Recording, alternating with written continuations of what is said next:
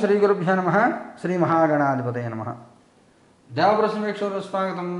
కుంభరాశి. ఈ కుంభరాశిలో ధనుసు నక్షత్రం 3-4 పాదాలు, శతభిషం 4 పాదాలు, పూర్వభద్ర నక్షత్రం 1, 2, 3 పాదాలు ఉంటాయి. మీ అందరికీ 2026 సంవత్సరం ఏప్రిల్ 16 నుంచి 31 వరకు ఎలా ఉందో చూద్దాం.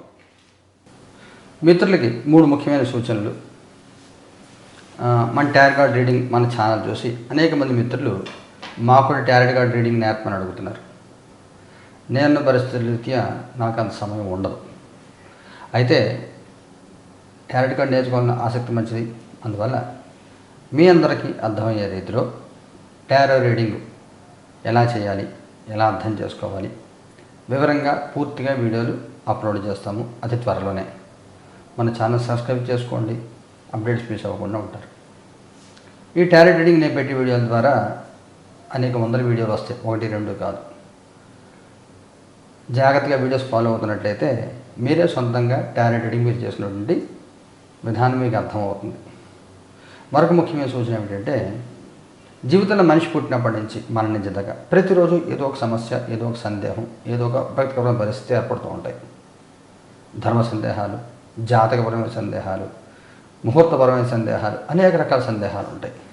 ఇలాంటి సందేహాల కోసం అనేక మార్గాలు ఎంచుకుంటున్నారు చాలామంది.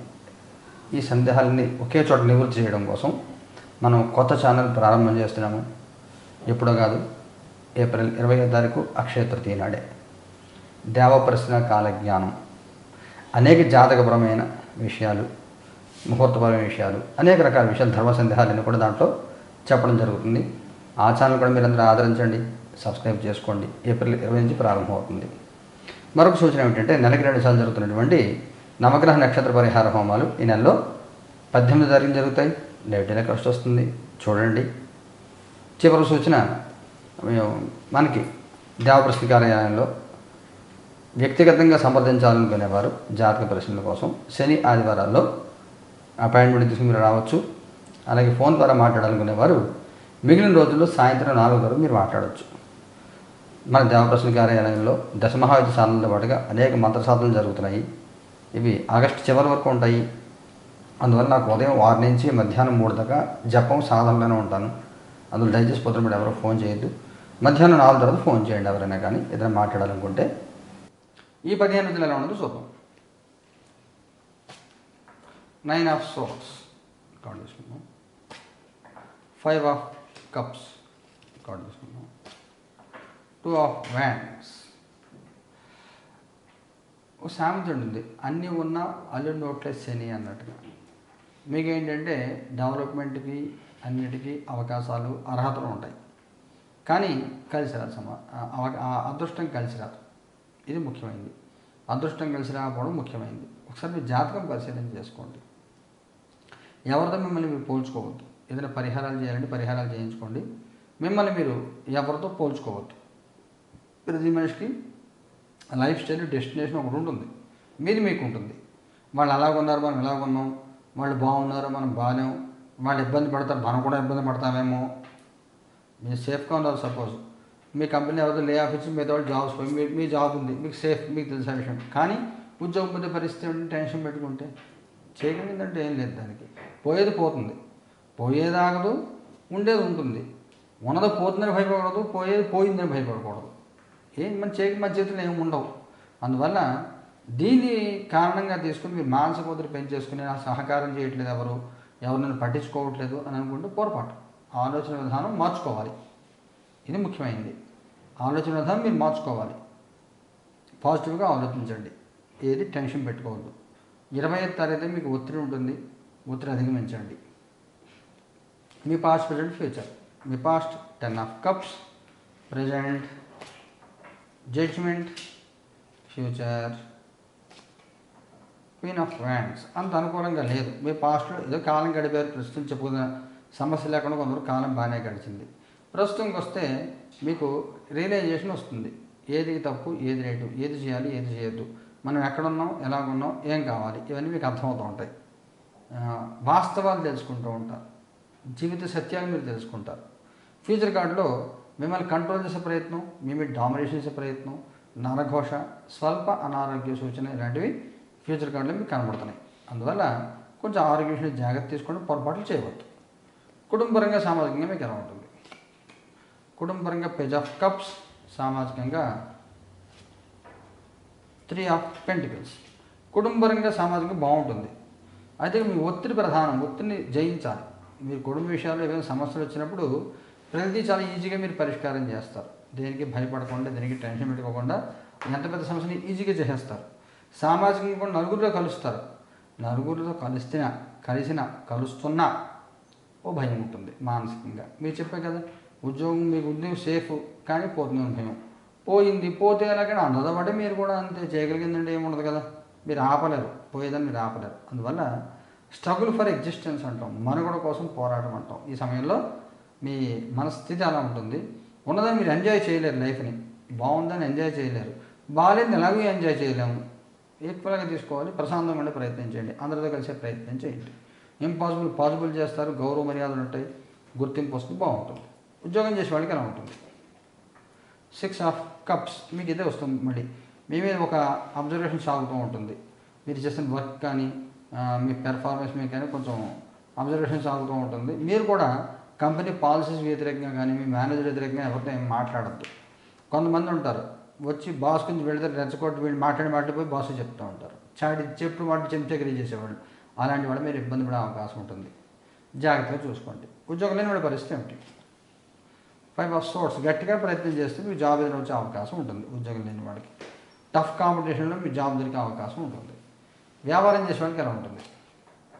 10 ఆఫ్ సోర్స్, అన్ని రకాల వ్యాపారాలు బాగుంటుంది. మీకు కొత్త యాక్టివిటీని మొదలు పెట్టాలనుకుంటున్నారా అంటే మీకు అనుకూలమైన కాలం పూర్తి స్థాయి అనుకూలత మీకు వస్తుంది, బాగుంటుంది. ఆర్థికంగా మీకు ఎలా ఉంటుంది? ఎంప్రెస్, బాగుంటుంది ఆర్థికంగా కూడా. ముఖ్యంగా చిన్న చిన్న బిజినెస్, ఆడవాళ్ళు చేసే బిజినెస్లు ఏవైతే ఉంటాయో వాళ్ళ లాభాలు కలుగుతాయి. స్టార్టప్లో ఉన్న బిజినెస్లు వంటి వాటికి కూడా మంచి లాభాలు కలుగుతాయి. ఎవరైనా జాబ్ చేంజ్ అవుతుంటే కొత్త జాబ్లో జాయినింగ్ బోనస్, పాత దాంట్లో సడన్గా వాళ్ళు లే ఆఫ్ ఇచ్చి 3 నెలలు 4 నెలలు శాలరీ ఇచ్చి పంపించారు అనుకోండి. కొందరు జాయినింగ్ బోనస్ వచ్చింది అనుకోండి, శాలరీ పెరిగింది, జాయినింగ్ బోనస్ వచ్చింది, పాత సెటిల్మెంట్ డబ్బులు వచ్చాయి, ఓ 10-15 లక్షలు లాభం వచ్చింది అనుకోండి, ఒక అప్పు తీసుకోవడం, బంగారు బోనం ఏదో చేసుకుంటారు. ఆ రకంగా మంచి లాభాలు కలుగుతాయి. ఆరోగ్యపరంగా ఎలా ఉంటుంది? నైట్ ఆఫ్ కప్స్, ఇబ్బంది ఏమి ఉండదు. మీకు ప్రాబ్లం కానీ మీ ఫ్యామిలీ మెంబర్స్ ఎవరైనా సిక్ అయ్యే అవకాశం కొంతవరకు కనబడుతుంది. ఇది ముఖ్యమైన సంఘటన జరుగుతుందా? చారియట్, ముఖ్యమైన సంఘటన ఇది ఉండదు. మీకు 3వ వారం అంతా కూడా స్తబ్దంగా ఉంటుంది, ఏమీ మూమెంట్ రాదు, ఏది ఆలోచన తెగదు, ఏం చేయాలో అర్థం కాదు, చికాకు అయోమయంగా ఉంటుంది. సహనంతో ఉండాలి, లేకపోతే కొంచెం చికాకుగా ఉంటుంది వాతావరణం. మగవారి ప్రత్యేకమైన సూచన ఏమైనా ఉందా? 4 ఆఫ్ పెంటికల్స్, ఆడవారి ప్రత్యేకమైన సూచన ఏమైనా ఉందా? 3 ఆఫ్ వ్యాండ్స్, వైవాహిక జీవితం ఎలా ఉంటుంది?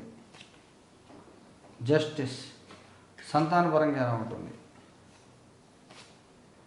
ఎంపరర్, విద్యార్థుల పిల్లలకి ఎలా ఉంటుంది?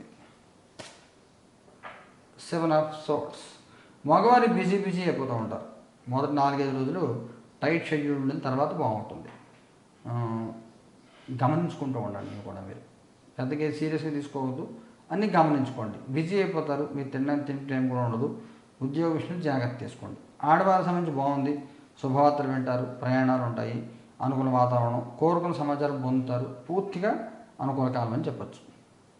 వైవాహిక జీవితం కూడా పర్వాలేదు. ఏమైనా ఇష్యూస్ ఉంటే తగ్గుతాయి.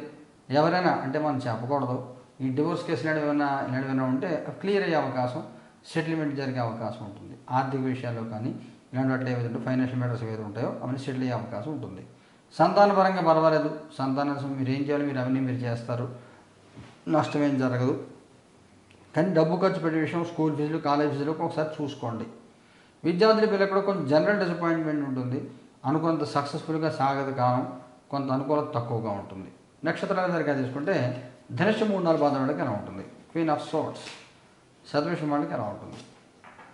5 ఆఫ్ కప్స్, పూర్వభద్ర 3 పాదాల వాడికి ఎలా ఉంటుంది? King of pentacles. ఈ ధనిష్ట శతభిషం వాడికి అంత అనుకూలంగా లేదు మీకు కాలం. ధనిష్ట వాళ్ళు అనవసరంగా మాట్లాడము, దాటిపై నెత్తి పెట్టుకోవడం, గొడవలు పడడము, అనవసరం ఆర్గ్యుమెంట్ చేయడము, తిట్టడము, ఇలాంటివి చేసి ఎదురు వాళ్ళని అవమానకరంగా మాట్లాడి కోరి గొడవలు తెచ్చుకుంటారు. అలా వద్దు, ఎవరితో ఏమనద్దు, మౌనంగా ఉండండి, మీ పని మీరు చేసుకోండి. శతభిషం వాళ్ళు కూడా మీ శనిగ్రహ ప్రభావం చాలా తీవ్రంగా ఉంటుంది. కొంచెం జాతకం చూపించి పరిహారం చేయించుకోండి. బద్ధకం, మందత్వం, విరక్తి, ఎవరితో కలవలేకపోవడము, ఎవరితో కలవకపోవడము, ఎవరైనా కలిసినా కానీ వాళ్ళతో తర్వాత మాట్లాడితే వెళ్ళిపోవడం, ఎస్కేపిజం, పలాయనవాదం అంటాం, అలాంటివి, మనుషుల మీద సమాజం మీద వ్యవసాయ మీద చిరాకు, ఇవన్నీ కూడా చాలా ఎక్కువగా ఉంటాయి. పూర్వభద్రం వాడు బాగుంటుంది, ప్రశాంతమైన వాతావరణం ఉంటుంది, హ్యాపీగా ఉంటారు, ఏది సమస్యలు పట్టించుకోరు. ఉంటాయి సమస్యలు ఉన్నా కానీ దేన్ని మనసుకు ఎక్కించుకోకుండా మీరు ప్రశాంతంగా కాలం గడిపే ప్రయత్నం చేస్తారు. పరిహారం ఏం చేయాలి? ధనుష్టు వాళ్ళు ఏం చేయాలి పరిహారం? 10 ఆఫ్ వ్యాండ్స్ ఇంకో కార్డు తీసుకుందాం. Page of swords. శనివారం కానీ మంగళవారం కానీ ఉపవాసం ఉండి సాయంత్రం నువ్వులను దిప్పి పెట్టి భైరవ జపం చేయండి. వడుగు భైరవ జపం చేసుకోండి. ఓం హ్రీం బొమ్మటికాయ ఆవదురునాయ కురుకురుబడిగా ఓం హ్రీం ఓం స్వాహ జపం చేసుకోండి. శతవిషం వాళ్ళు ఏం చేయాలి? 7 ఆఫ్ సోర్డ్స్. కార్తవీర్యాన్ని జపం చేసుకోండి, బాగుంటుంది. పూర్వభద్ర వాళ్ళు ఏం చేయాలి? 6 ఆఫ్ వ్యాండ్స్. వీరభద్రుని కానీ సర్వేశ్వరుని కానీ ఆరాధన చేయండి. ఓం ఖేం ఖాం ఖంబట్ ప్రాణాంగ్రహసి ప్రాణాంగ్రహసి హుంపట్ సర్వసత సంహరణాయ సర్వశాండ పక్షాదాయ హుంపట్ స్వాహ జపం చేసుకుంటే బాగుంటుంది. శుభాశుభ శ్రమంగా ఉంది. ఈ పరిహార 18 జరుగుతున్న చూడండి. శుభం భూయాత్.